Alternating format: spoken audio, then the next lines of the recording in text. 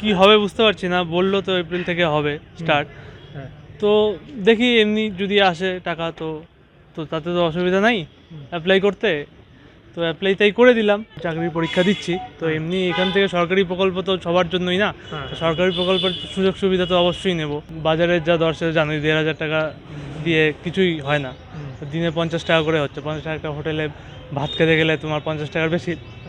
তো সেই হিসাবে বলতে গেলে এখন বাজার দর হিসাবে তো 1,500 টাকায় কিছুই হয় না। এখন যা দিচ্ছে সেটাই নিচ্ছে। রাজ্যে চাকরি বাকরির যা অবস্থা, শিল্প কারখানা কিছুই নেই, চাকরি বাকরিরও যা অবস্থা। কোনো পরীক্ষা একটার তোমার ফর্ম ফিল আপ যদি হয়, সেই তারপরে পরীক্ষা হতে হতে 2-3 বছর, তারপরে পরীক্ষা দেওয়ার পরে রেজাল্ট বের হতে হতে আরও 2-3 বছর।